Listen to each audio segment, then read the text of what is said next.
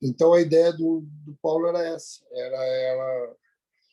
ele pegar depois de passar por Roma e ir até a Espanha. E, para isso, como ele não era o fundador dessa igreja em Roma, ele estava querendo fazer uma apresentação, porque os judeus que tinham se convertido, que eram os judaizantes, que estavam lá compondo os membros dessa comunidade, eles acabavam falando coisas a respeito do apóstolo Paulo que não eram verdades, mas acabava, de alguma forma, minando o coração da comunidade, né, de alguns.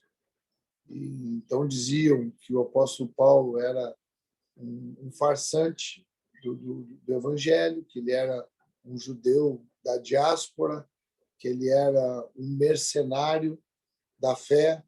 Então, tinham algumas rotulações ali a respeito do apóstolo Paulo, que ele estava agora trazendo uma apresentação daquilo que ele acreditava teologicamente, a partir do Evangelho, fala da graça de Deus. Então, é o livro mais teológico que Paulo escreveu, né, com maiores explicações, por isso que se tornou uma carta muito importante para a gente poder entender um pouco da doutrina e entender aquilo que é o coração de Deus naquilo que Paulo já tinha compreendido. Então, é uma carta muito importante. Nos primeiros capítulos dessa carta, no capítulo 1º, no capítulo 2º e a metade do 3º capítulo, ele fala para os irmãos de Roma a respeito da perdição do homem, como o homem está perdido. Tanto gentios quanto judeus estão perdidos pelo pecado. Não tem salvação, não tem chance, não tem desculpa. Estão indesculpáveis, né? Porque Deus tanto deixou a natureza como revelação da divindade dele para os gentios, como deixou ainda mais, além da natureza, deixou também a lei mosaica, a lei que veio também através de Abraão para os judeus. Então, ficaram indesculpáveis das suas rebeldias, né? Então, se falou da perdição. Depois, a segunda metade do terceiro capítulo, o 4 e o 5, Paulo vai falar da justificação. Então, como que esse povo perdido pode ser justificado para não ser condenado? Então, ele é justificado pela fé em Jesus Cristo e não por obras. Então, não é pelo fazer, né? Por isso que havia uma discussão muito grande, né? Esses judaizantes que queriam manter alguns aspectos da lei, como a circuncisão, como a dieta alimentar, as festas que aconteciam, né? Eram questões que os judeus entendiam que, mesmo eles se convertendo ao cristianismo, teria que se manter essas coisas, né? Guardar o sábado, dentre outras coisas. E Paulo reagia com muita firmeza, com muita veemência contra isso, porque ele pregava a suficiência da graça. Qualquer coisa que se introduzisse do velho comprometia o novo. Então, essa era a argumentação da justificação. Depois do capítulo 6 e 7, Paulo vai falar da santificação. Então, esse povo que estava perdido e agora foi justificado, ele também é santificado. Nessas obras agora acaba sendo obras pela fé que também santificam a conduta a partir de uma nova consciência. Então, a gente aí pode falar de Cristo e de Adão, né? Houve ali uma relação entre uma coisa e entre outra coisa, E se falou também nessa santificação a respeito da impossibilidade do homem de obedecer, que aquilo que ele queria fazer, ele não fazia, aquilo que ele sabia que ele tinha que fazer, ele não fazia, e pior, aquilo que ele sabia que ele não tinha que fazer, isso sim ele fazia. Então, essa santificação que vinha a partir da fé de um homem que entendia que foi justificado pelo sangue de Jesus pela fé.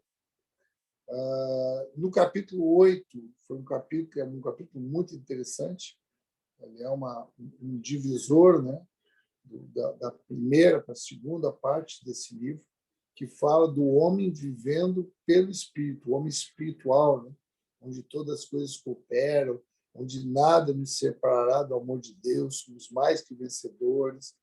Então, esse capítulo 8 é um capítulo também muito importante, começa dizendo que nenhuma condenação há para aqueles que estão em Cristo Jesus.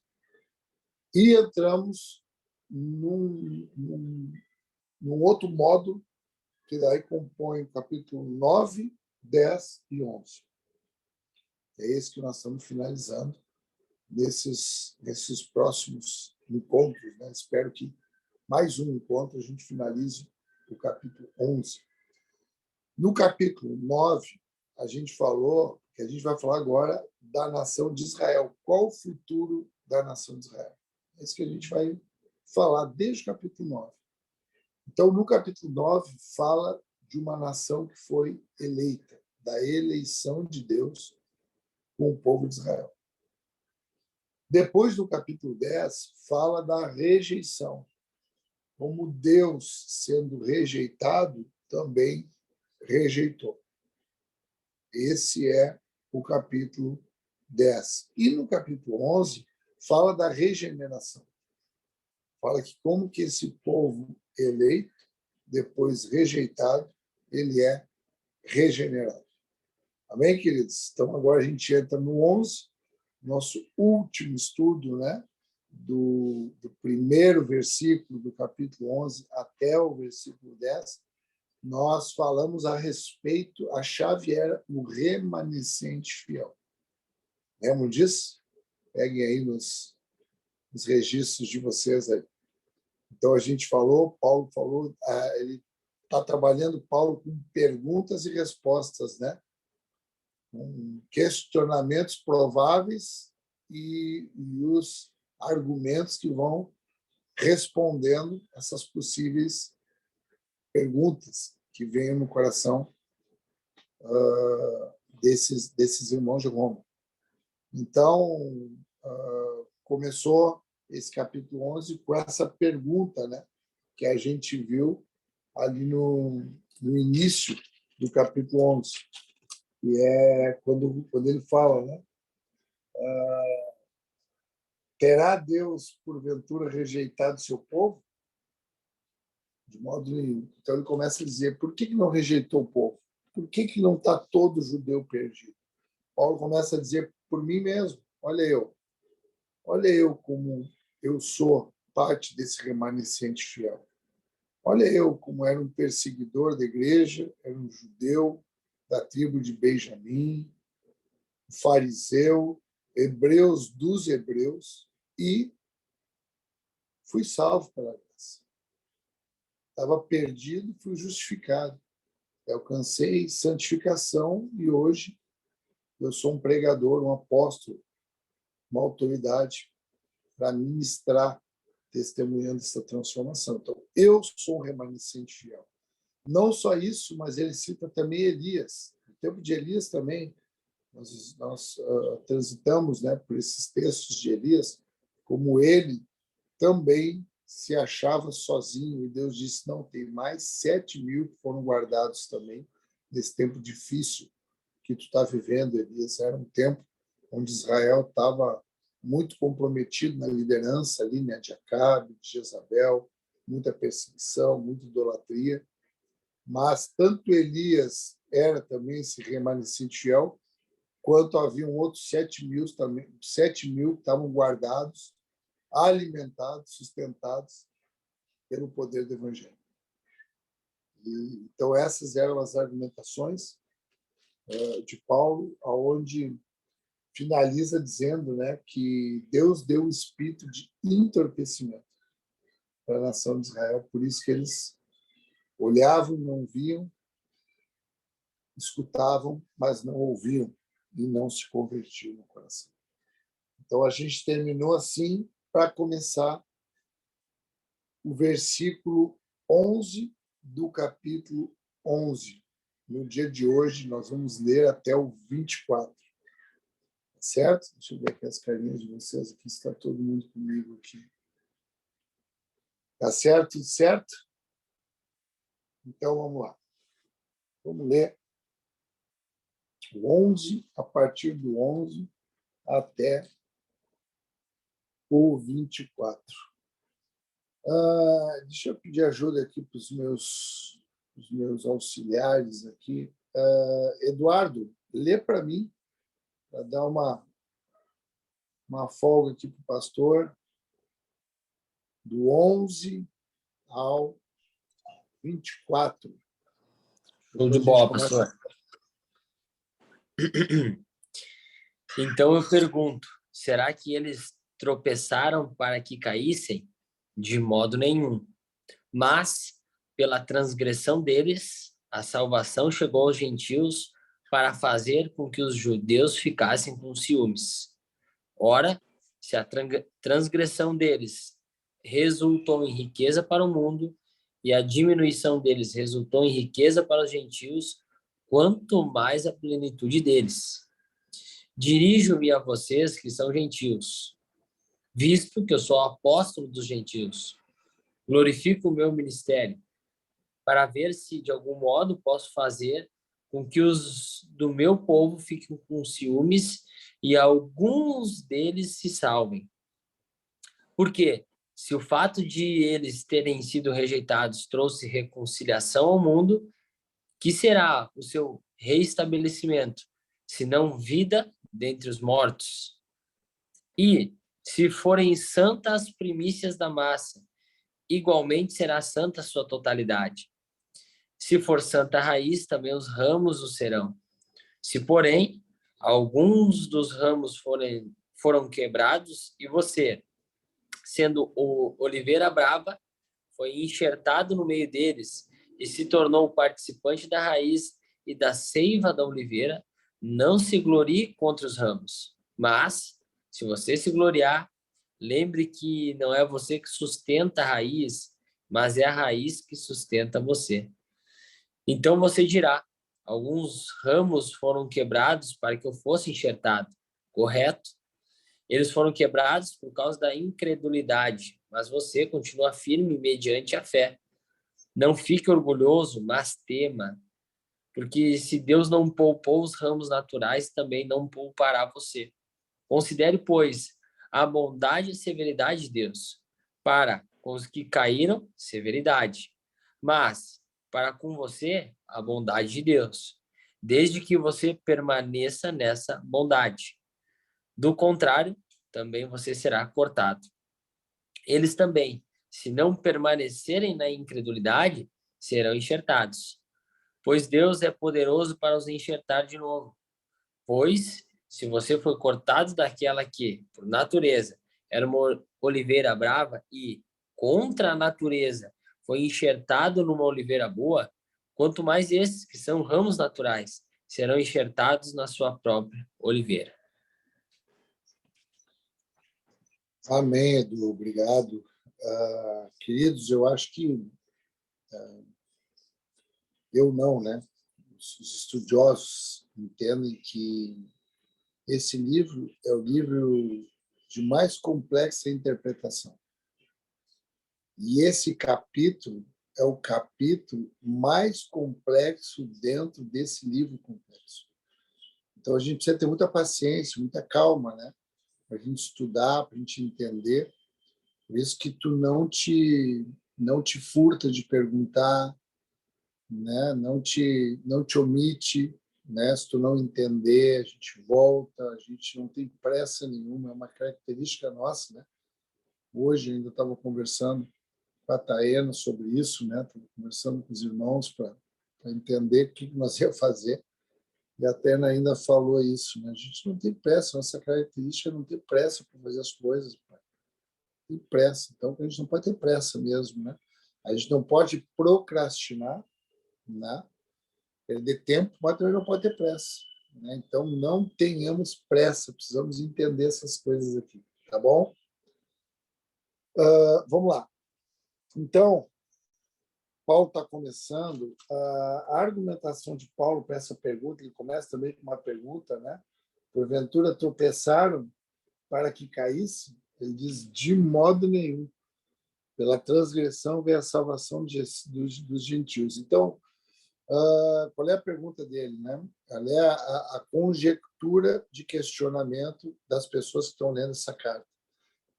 Então, os gentios caíram e essa transgressão deles, porque tem uma visão, nós já falamos sobre isso um pouquinho, muito difundida, que quem sabe a gente até já ouviu falar sobre isso, porque é muito difundida, é uma visão da interpretação da salvação. Quando se fala de salvação, tem uma linha de pensamento que pensa que a salvação veio para todas as pessoas e que os judeus rejeitaram por livre-arbítrio essa salvação e, por conta disso, Deus trouxe um plano B, que é a igreja.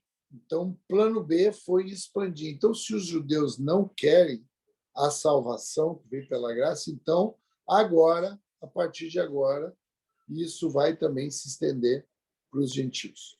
Então, isso é uma linha de pensamento, né, que fala do livre-arbítrio, que é o dispensacionalismo, né?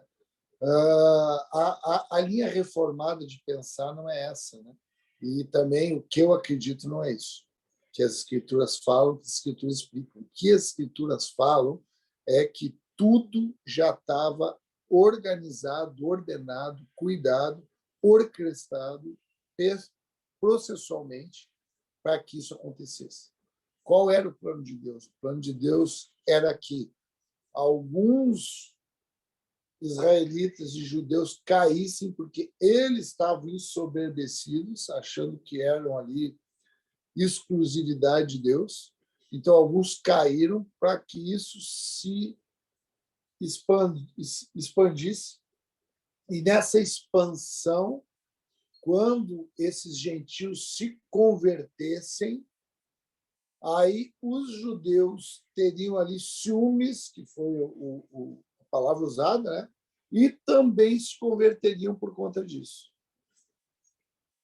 Então, essa era o plano de Deus, né? Por isso que é a esperança de Paulo, e por isso que o ministério de Paulo é para com os gentios. E o que ele creu, o que ele está falando é que os gentios se convertendo, por isso que ele diz: eu vou glorificar o meu ministério para que isso seja uma emulação, para que o meu povo, que é o povo de Israel, os judeus, também se convertam no momento subsequente.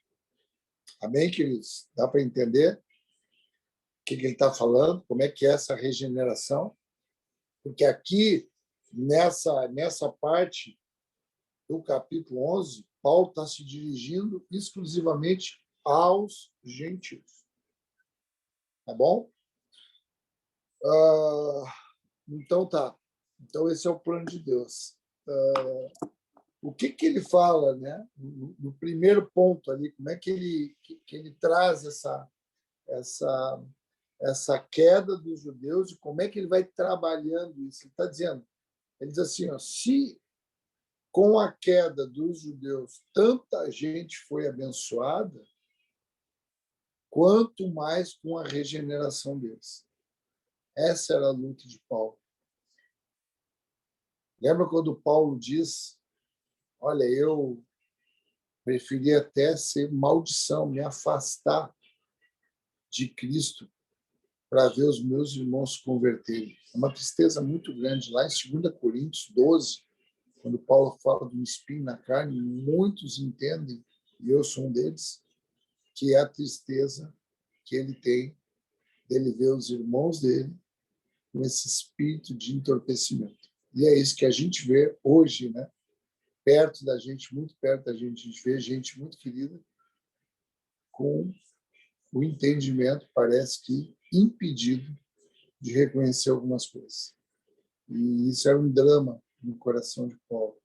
Mas ele entendia que ele tinha que continuar pregando, que em algum momento os irmãos dele, olhando para aquele movimento dessas outras pessoas, iriam também ser tocados e voltariam para Deus na vida de Cristo. Então, esse era o processo, né, que ele entende. Então, quando ele se dirige, ele pega 3 pontos que eu quero trabalhar e depois eu quero trabalhar 2 pontos muito específicos, que são duas características de Deus. Mas eu quero pegar 3 pontos porque ele faz uma metáfora. Ele usa 3 metáforas, na verdade, para explicar isso para os gentios. Porque o problema de Paulo aqui, se dirigindo aos gentios, é que os gentios não se ensoberbeçam com isso que eles estão recebendo. Porque qual era o perigo? Se havia um primeiro perigo, que os judeus se ensoberbecessem por se sentir exclusivos, agora havia o perigo de os gentios se ensoberbecerem porque os judeus não estavam crendo e eles agora criam. Amém? Então, qual é a perdição do homem? Orgulho, altivez, arrogância, o ensoberbecimento. Bom, acabou. Soberba. Esse é o problema. Deles se ensoberbecerem. Tanto os judeus se achando exclusivos, quanto os gentios olhando para os judeus e vendo que eles não estavam crendo e eles estavam agora tendo essa possibilidade, porque a soberba e o orgulho faz com que a gente encontre mérito naquilo que a gente recebe, que é a recompensa, né? Então, um escravo ele tem uma mentalidade meritória. Então, os gentios pensavam, não, então agora eles têm um demérito por não crerem aquilo que era para eles, agora nós cremos, então nós somos melhores. E os judeus também podiam pensar isso, por tudo que a gente faz, por tudo que a gente tem como história, então tem mérito naquilo que a gente está crendo. Então, Deus confunde essas coisas, né? Para que o mérito não esteja no homem, e sim em Deus, na vida de Jesus Cristo. Nele é todo o mérito, para ele é toda a honra, para ele é toda a glória, tudo é por ele, é dele e é para ele. E quando ele fala a respeito disso, ele usa, e eu quero ir num texto, está lá em Mateus, no capítulo 21, eu quero ler uma parábola que vai encenar muito isso. Uma parábola que ele fala para os judeus, no primeiro momento, que é a parábola dos lavradores maus. Quero ler junto contigo. Abre aí, em Mateus 21.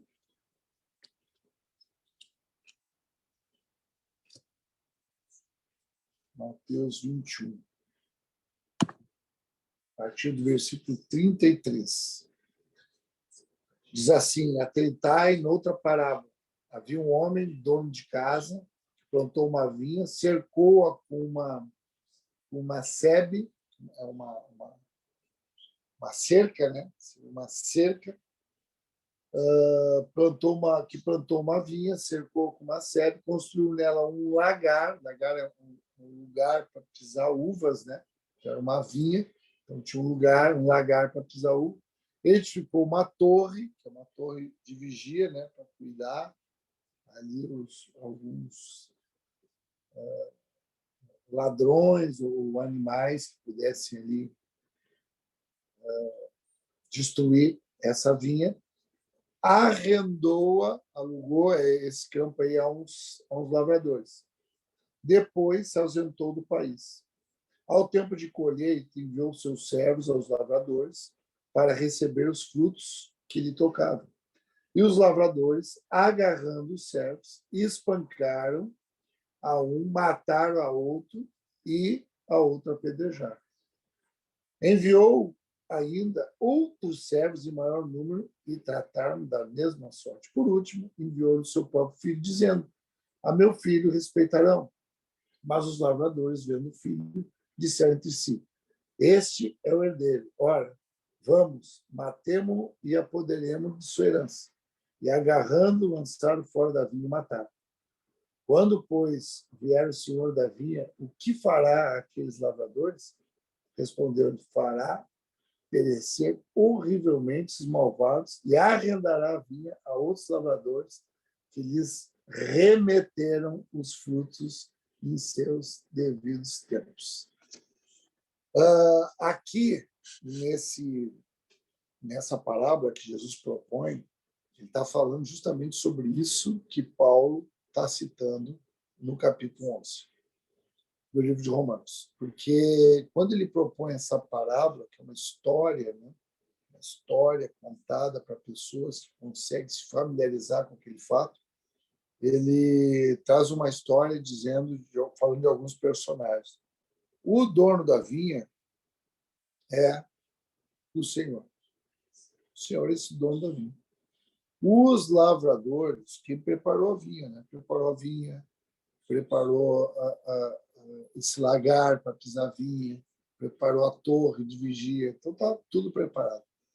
Ele se ausentou do país e ele arrendou essa terra a uns lavradores. Quem eram esses lavradores? Os judeus. Foram esses que pegaram a detenção prioritária das terras. Quando esses servos são enviados, quem são esses servos que foram enviados uma vez, depois foram enviados de novo? São os profetas que durante todo o tempo foram enviados para falar de Jesus, para falar daquilo que Deus estava fazendo, e eles não foram recebidos. Antes, pelo contrário, foram mortos, foram massacrados, foram caluniados, né? Foram violentados, todos os profetas que foram enviados. E depois, por último, ele enviou o filho, que é Jesus, que também não foi aceito, né? Fora da vinha, mataram fora da vinha, né? Jesus foi morto fora da cidade de Jerusalém. E ele perguntou: e o que faria para esses lavradores? Aí eles disseram: entregaria para outros, arrendaria para outros, que aí eram os judeus. Então, eles estavam profetizando a respeito deles mesmos. Isso é muito parecido com aquela história de Davi com Natã. Alguns de vocês devem lembrar, que está lá em 2 Samuel 12. Leiam 2 Samuel 12, no outro momento, quando Natã vai falar com Davi a respeito do pecado dele, e também fala uma parábola de 2 homens, um que tinha muitas ovelhas e um que tinha uma só ovelha. E também Davi fala o que tinha que fazer com aqueles homens maus, e aquilo estava falando, dizendo respeito a ele próprio. Então, é mais ou menos o que acontece nessa parábola também. Voltando lá para o livro de Romanos, e trabalhando agora essas metáforas que foram usadas, direcionado agora para os gentios. No primeiro momento, ele se direcionou para os judeus, explicando por que tinham alguns deles caídos e tinha ido a salvação para a mão dos gentios, para que esses judeus tivessem ciúmes e, num momento subsequente, se convertessem. Agora ele se volta para os gentios, que não são judeus, que somos nós. Nós somos esses gentios que não são judeus. Então ele se volta e usa 3 metáforas. A primeira delas fala de ressurreição. Então, essa primeira da ressurreição está ali no versículo 14 e 15, quando ele fala, porque de fato, se eles essa rejeição deles trouxe reconciliação ao mundo, porque reconciliou os judeus, né? Então, o seu restabelecimento, quando vier, não vai ser como uma vida dentre os mortos. Então, ele diz: olha, esse restabelecimento, essa nova conversão dos judeus, isso vai ser como se fosse uma ressurreição. É alguém que morreu e ressuscitou. Então, se a morte deles abençoou tanta gente, quanto mais quando eles reviveram. Então, a primeira metáfora que ele faz, essa volta dos judeus para Cristo, é uma ressurreição. É a primeira coisa que ele fala. A segunda metáfora que ele usa é a metáfora da massa, né? Fala do pão ali. E daí é no versículo 16. Ele diz, se forem santas as primícias da massa, igualmente será a sua totalidade.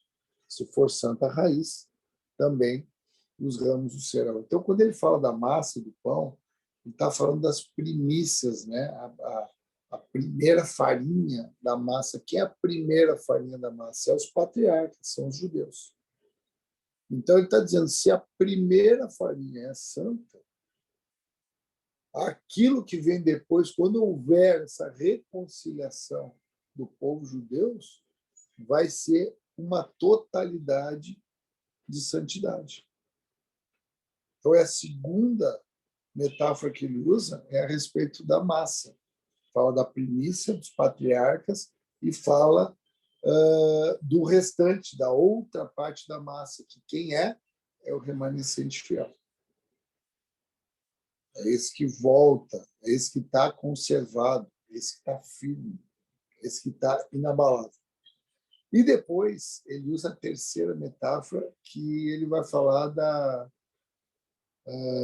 da fruticultura, né, que era muito comum naquele tempo e também nos dias de hoje, né, que dizia respeito ao enxerto, né?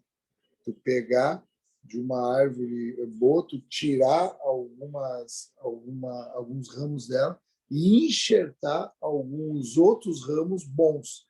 Mas é importante a gente não pensar no princípio, não muito, porque ninguém faz isso, né? De pegar um ramo ruim e enxertar numa boa.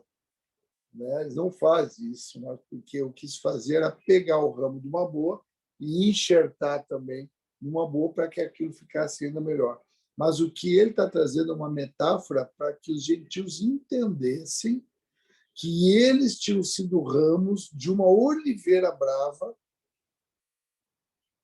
que não tinha nenhuma frutificação e foram enxertados na oliveira verdadeira, que era os patriarcas e o povo judeu. Então, quando voltou, ele está dizendo, olha, imagina, vocês que foram pegos de uma oliveira brava, ramos de uma oliveira brava, foram enxertados na boa oliveira, quanto esses que caíram da boa oliveira forem reenxertados. Vão dar muito fruto. Dá para entender isso, irmãos? Vamos ler aqui para ficar bem claro. 17. Se, porém, alguns dos ramos foram quebrados, e tu, sendo oliveira brava, está falando com os gentios, está falando que os ramos que foram quebrados foram os judeus que não creram. Foste enxertado em meio deles e te tornaste participantes da raiz da seiva da oliveira, que eram os patriarcas, que era a lei, que era os judeus. Não te glorie contra os ramos. Cuidado para não julgar os que não estão crendo. Porém, se te gloriares, sabes que não és tu que sustentas a raiz, mas a raiz a ti. Então, honra os judeus, honra aquilo que aconteceu lá no início. Dirás, pois, alguns ramos foram quebrados para que eu fosse enxertado. Bem, pela sua incredulidade, os que foram quebrados, os judeus, foram quebrados. Tu, porém, mediante a fé, está firme. Não te ensoberbeças, mas teme, porque Deus não poupou os ramos naturais, também não te poupará. Então, ele está trazendo uma palavra de cuidado, né? Então, trazendo nós para os dias de hoje, né? Às vezes a gente acha que está muito bem. E às vezes a gente vê também algumas pessoas que foram quebradas. Né? Às vezes a gente vê gente até que está mais tempo que nós, que está caminhando antes do que a gente. Então, tenham cuidado com os dias de hoje. Se aqui tinham cuidado para eles não julgarem os judeus, tenham cuidado para nós não julgar também pessoas que hoje temporariamente foram quebrados, que estiveram já nesse lugar, bebendo essa seiva, nessa raiz, e foram quebrados. Então, ele diz, cuidado, fica tu firme, já que tu foi enxertado. Fica humilde, teme. Porque assim como eles saíram pela incredulidade, tu pode também te tornar incrédulo. Amém, irmãos? Aleluia. E aí depois ele fala de duas coisas, que daí eu quero já encaminhar para o final aqui, que é o versículo 22, que ele diz, considerai, pois, a bondade e a severidade de Deus. Para com os que caíram, severidade, mas para contigo a bondade de Deus, se nela permaneceres. De outra sorte também tu serás cortado. Aqui falo de duas coisas que daí eu queria que tu já deve ter anotado nessas três metáforas da ressurreição, da massa e da fruticultura, da raiz, da árvore, do enxerto, mas eu queria que tu te dedicasse agora a registrar a questão da bondade e da severidade. Dois atributos de Deus.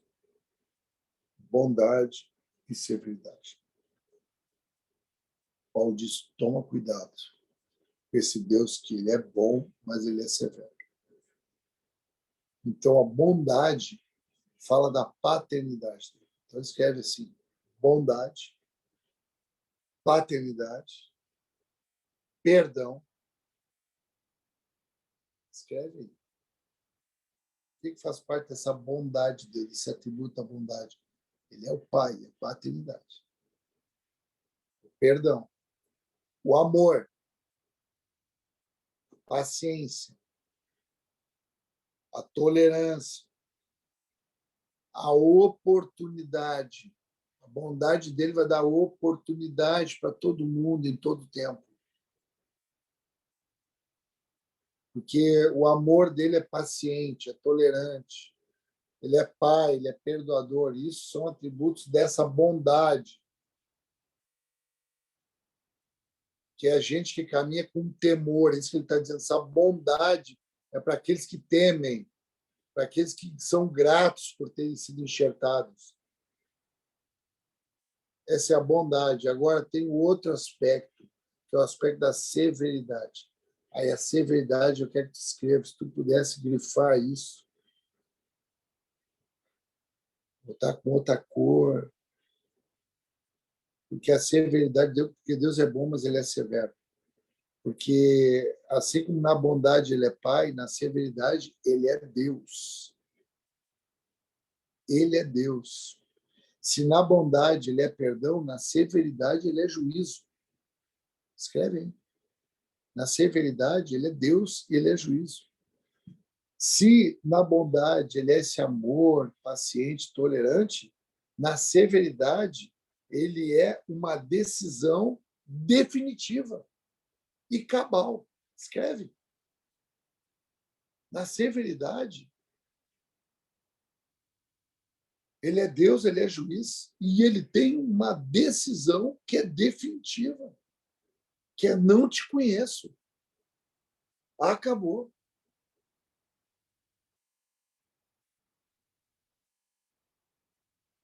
E se na bondade do Pai há oportunidade, na severidade de Deus há justiça, que vai julgar os nossos atos, que vai julgar o nosso coração, que vai julgar a nossa vida naquilo que a gente foi feito para ser e aquilo que a gente realmente foi. Naquilo que a gente deveria estar sendo e aquilo que a gente é. Ele vai ser severo nesse aspecto. E se na bondade do Pai é gente que anda com temor, na severidade de Deus vai ser juízo para aqueles que andam descuidados, desatentos, negligentes, se deixando tomar pela incredulidade, cegando. Eu queria que vocês registrassem isso, porque isso tocou muito meu coração. A bondade do Pai e a severidade de Deus. É o mesmo Pai que é Deus. É o mesmo perdoador que é juiz. É o mesmo cheio de amor que estabelece justiça, que define. Então, que a gente tenha muito cuidado com isso, para não ser cortado. E aí depois ele finaliza dizendo, eles também, se não permanecerem nem credulidade, serão enxertados, pois Deus é poderoso em enxertá-los de novo. Por quê? Porque ele é bom. Por isso que todos esses que a gente vê cortado, eles têm chance de ser enxertados. Aleluia! Porque é a bondade de Deus. Mas assim como a gente foi enxertado, também na severidade dele, ele pode nos cortar. Aí ele finaliza dizendo, pois se fosse cortado da que por natureza era oliveira brava e contra a natureza enxertado em boa oliveira, quanto mais serão enxertados na própria oliveira aqueles que não são ramos naturais. Está falando desses ramos naturais que não são dessa oliveira espiritual. Foi nós, irmãos. Nós vimos dessa oliveira brava. E aí ele diz, quanto mais aqueles que já eram originários dos judeus, né? Eram originários dessa oliveira boa, quanto mais eles podem ser reenxertados na oliveira que eles são originários. Então é isso, irmãos. Assim que eu queria finalizar o nosso estudo, pensando principalmente nessas 3 metáforas. Também queria que tu trabalhasse com cuidado também esse Mateus 21, né? Uma parábola que também gera para a gente um alerta, né? Deus tem arrendado mesmo a vinha dele para nós trabalhar nela, e para nós ter cuidado, para nós ter temor, para nós ser grato com a bondade dele, mas ter cuidado também, porque quando ele voltar, ele vai ser severo. E ele manda profetas para avisar, e às vezes a gente está matando esses profetas que são para abençoar a nossa vida. E isso, no final, vai ser tirado de nós. Essa vinha vai ser entregue para outros, que é o que aconteceu com os judeus em relação aos gentios. Mas, mesmo assim, a bondade do Senhor, há oportunidade ainda para esses que foram cortados. Amém, queridos? Então, é até aqui que eu queria andar com vocês. E na semana